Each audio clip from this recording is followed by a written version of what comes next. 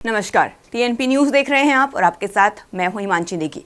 Bulletin की शुरुआत करते हैं। प्रधानमंत्री नरेंद्र मोदी आज जम्मू कश्मीर के दौरे पर हैं। इस मौके पर पीएम मोदी जम्मू शहर के मौलाना आजाद स्टेडियम में एक जनसभा को संबोधित उन्होंने किया है। इस संबोधन में उन्होंने जम्मू कश्मीर की बदलती हुई तस्वीर को सबके सामने रखा। पीएम मोदी यहां 32,000 करोड़ रुपए से अधिक लागत की विकास परियोजनाओं का उद्घाटन, लोकार्पण और शिलान्यास करेंगे। ये परियोजनाएं स्वास्थ्य, शिक्षा, रेल, सड़क, विमानन, पेट्रोलियम, नागरिक बुनियादी ढांचे सहित कई क्षेत्रों में संबंधित हैं। अपने कार्यक्रम के दौरान प्रधानमंत्री जम्मू कश्मीर के लगभग 1500 नवनियुक्त सरकारी कर्मचारियों को नियुक्ति आदेश वितरित करेंगे। प्रधानमंत्री ने विकसित भारत विकसित जम्मू कार्यक्रम के तहत विभिन्न सरकारी योजनाओं के लाभार्थियों के साथ बातचीत भी की। वहीं पीएम मोदी के दौरे को लेकर जिले में सुरक्षा अभेद कर दी गई है। रैली स्थल का पूरा इलाका सील कर दिया गया है। आसपास के भवनों में एंट्री ड्रोन सिस्टम स्थापित करने के साथ ही शार्प शूटरों की तैनाती भी की गई है। बम निरोधक दस्ते के साथ ही डॉग स्क्वाड मौजूद है। वहीं आसपास के इलाकों को खंगाला जा रहा है।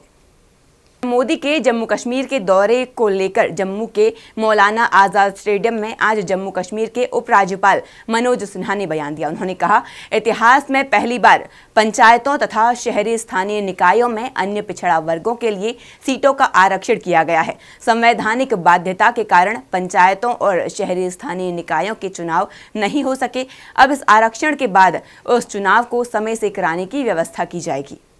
इतिहास में पहली बार पंचायतों तथा अर्बन लोकल बॉडीज में अन्य पिछड़ा वर्गों के लिए सीटों का आरक्षण प्रदान किया गया है और आज मैं इस मंच से कहना चाहता हूं, ये एक संवैधानिक बाध्यता थी। इसके कारण मानहानि मामले में आज कांग्रेस सांसद राहुल गांधी को सुल्तानपुर कोर्ट से जमानत मिल गई है। गृह मंत्री अमित शाह के मामले में राहुल गांधी को आज सुल्तानपुर के एमपी एमएलए कोर्ट में पेश होना था। राहुल के खिलाफ ये मामला 5 साल पहले गुजरात में अमित शाह के खिलाफ की गई कथित अपमानजनक टिप्पणी से जुड़ा हुआ है।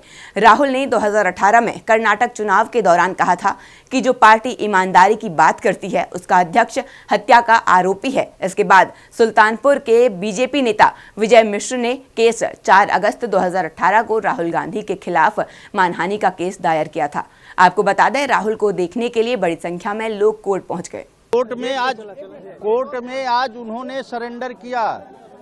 राहुल गांधी जी ने स्वयं को सरेंडर किया और माननीय न्यायालय ने उनको करीब आधे घंटे पौन घंटे कस्टडी में लेने के बाद उनकी जमानत अर्जी पेश हुई। जमानत अर्जी पर सुनवाई हुई और उनकी जमानत मंजूर हुई है। आगे क्या फर्दर आगे फर्दर वो डेट अभी नहीं लगी है, डेट लगेगी। राहुल गांधी जी के अधिवक्ता ने कहा कि हम निर्दोष हैं और इस तरह से हमने कुछ भी नहीं कहा है। हमने उस पर अपोज किया, अपना विरोध जताया और चूंकि जमानती अपराध है, धारा 500 आईपीसी बिलेबल ऑफेंस है, इसलिए उनकी जमानत मंजूर हुई है। हरियाणा के शंभू बॉर्डर पर अपनी मांगों को लेकर प्रदर्शन कर रहे किसानों ने सरकार के प्रस्ताव को खारिज कर दिया है। आपको बता दें, एमएसपी की कानूनी गारंटी पर रविवार को चंडीगढ़ में किसान नेताओं और केंद्रीय मंत्रियों के बीच चौथे दौर की बैठक हुई, जो एक बार फिर बेनतीजा रही। इसमें केंद्र सरकार 5 फसलों पर 5 साल तक एमएसपी देने की तैयारी में थी और तैयार हो गई थी। केंद्र के इस प्रस्ताव पर बैठक में मौजूद किसान नेताओं ने कहा कि वह सभी संगठनों से बात कर इस पर अंतिम फैसला बताएंगे, लेकिन सोमवार शाम ही सरकार के प्रस्ताव को रिजेक्ट कर दिया गया। किसान नेता सरवन सिंह पंडेर ने बयान दिया। उन्होंने कहा, अब जो भी होगा उसकी जिम्मेदारी सरकार की होगी। किसान 21 तारीख को दिल्ली कूच करने की तैयारी में है। हाँ, देखिए, जहां तक सवाल है सरकार का, तो जब हमने 13 को दिल्ली कूच का कार्यक्रम रखा था, तो इससे 10 दिन पहले से हरियाणा पूरी तरह खनौरी और ये शंभू बॉर्डर को सील करना शुरू कर दिया था। तो सरकार की मंशा पूरी क्लियर हो चुकी थी भी वो किसी भी कीमत पर हमें दिल्ली नहीं जाने देंगे। तो यही हमारे बीच सबसे बड़ा गतिरोध है। अगर किसानों से बातचीत करके आपको समाधान नहीं ढूंढना है तो कम से कम ये धर्मनिरपेक्ष देश है, सभी का देश है, संविधान के अनुसार सभी को बात करने का हक है। हमें फिर दिल्ली भी तो जाने दिया जाए ना, क्यों नहीं जाने दिया? तो ये जिस तरह से उन्होंने बैरिकेटिंग की, जिस तरह से आगे हम बढ़े तो रबट की फायर हुए, हमारे ऊपर शेलिंग हुई, बहुत बड़ी तादाद पर, और उसके ऊपर बहुत सी हमने बुलेट चलने की भी पुष्टि हो चुकी है। अभी बुलेट टायरों पर इस्तेमाल की गई जो आगे ट्रैक्टर्स जा रहे थे। तो सरकार की मंशा तो क्लियर है ना कि किसी भी कीमत पे आपको दिल्ली नहीं जानेंगे। तो ये हम तो चाहते हैं भी आप देश के किसी भी संविधान के अनुसार आप अगर हमें बता दें कि ये जो सब कुछ कर रहे हैं, अभी डीजीपी हरियाणा का बयान आ गया कि हम किसानों के ऊपर टीयर गैस इस्तेमाल नहीं कर रहे हैं। अब देखिए ये किस तरह की बात है। तो हम बोल रहे हैं भाई, अगर आपने कहा है कि आपको मालूम नहीं कौन कर रहा, तो जो कर रहा आप उसको सजा दीजिए ना, अब कौन कर रहा है। तो ये गलत बयानबाजी भी लगातार हो रही है। और जिस तरह से अगर हरियाणा में आपको जाने का मौका मिले तो मुझे लगता है एग्जैक्ट फिगर तो नहीं है, 15 से 20 हजार अर्ध सैनिक फोर्स हरियाणा पूरे में डिप्लॉयड किए गए हैं। और पूरे गांव में जैसे घेरा डाला होता पूरे, मैं बोला जैसे कश्मीर में जिस तरह से आप हालात देखते रहे पिछले लंबे समय में, वही हालात पूरे हरियाणा के बने हुए। तो हम तो दिल्ली को जाएंगे 21 को। हमारा जाना अनक का सवाल नहीं है, हमारा आगे बढ़ना मतलब दिल्ली जाना अनक का सवाल नहीं, जब बैरिकेड तोड़ना अनक का सवाल नहीं। अब सरकार वार्ता से हमारी बात नहीं मानना चाहती, और दूसरी तरह जो प्रस्ताव देती है वो भी जो हमारी असल मांगे हैं उनसे पीछे हटने के लिए देती है। तीसरा, हमें बैरिकेड हटाकर दिल्ली नहीं जाने देती है। तो हम तो मजबूरी में आगे बढ़ेंगे ना, वो जो भी परिणाम होंगे उसके लिए भारत सरकार जुम्मेवार। खबरों में आगे बढ़ते हैं। पश्चिम बंगाल हाईकोर्ट के हस्तक्षेप के बाद आज फिर बीजेपी लीडर शुवेंदु अधिकारी को संदेश खाली जाने की इजाजत मिल गई है। शुवेंदु पश्चिम बंगाल के नॉर्थ 24 परगना के हिंसा प्रभावित संदेश खाली जा रहे हैं, जिन्हें आज सुबह पश्चिम बंगाल पुलिस ने नॉर्थ 24 परगना के धमखाली में रोक दिया था। आपको बता दें कि शुवेंदु को कल ही कलकत्ता हाईकोर्ट ने संदेश खाली जाने की इजाजत दे दी थी। कोर्ट ने निर्देश दिया था कि शुवेंदु संदेश खाली में कोई असंवेदनशील बयान नहीं देंगे। पुलिस द्वारा रोकने की कार्रवाई के चलते शुवेंदु अधिकारी और कम्युनिस्ट पार्टी के नेता धरने पर बैठ गए हैं। उन्होंने कहा है कि पुलिस ने कलकत्ता हाई कोर्ट के आदेश का उल्लंघन किया है। पुलिस का कहना है कि ये धारा 144 लगाई गई है और राज्य सरकार ने कलकत्ता हाई कोर्ट के आदेश के खिलाफ डिवीजन बेंच में याचिका दाखिल की है। मैं यहीं बैठकर धरना दूंगा और फिर कोर्ट का रुख करूंगा।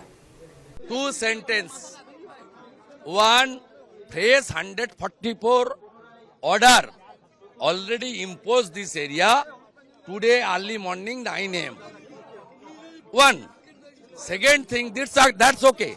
Second thing, the state government, as per his version, already they are going to division bench. They are expecting, he said, J state government division bench में चला गया इसलिए आपका ऑर्डर एग्जीक्यूट नहीं होगा। सीधा I am leader of opposition, 2.28 lakh people voted in favour of our party BJP. I am representing them. किस तरीके से व्यवहार और भाषा देखिए।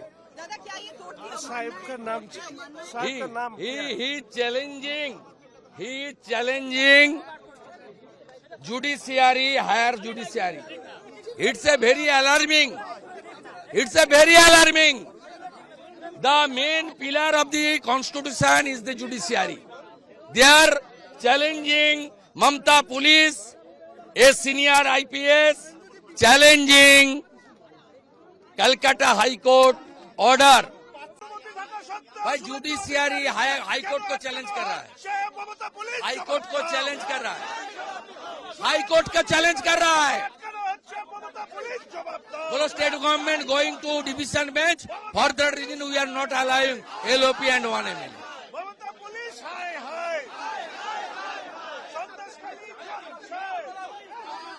1 घंटा धरना दूंगा, उसका बाद हाई कोर्ट जाऊंगा।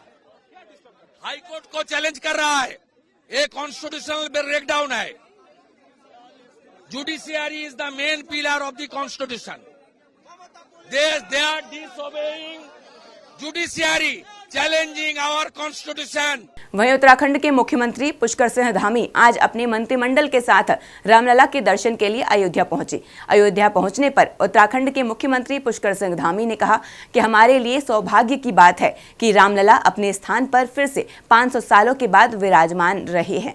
आज हम रामलला के दर्शन के लिए आए हैं। प्रभु सभी पर कृपा करे, यही कामना करते हैं कि प्रदेश और देश का विकास हो।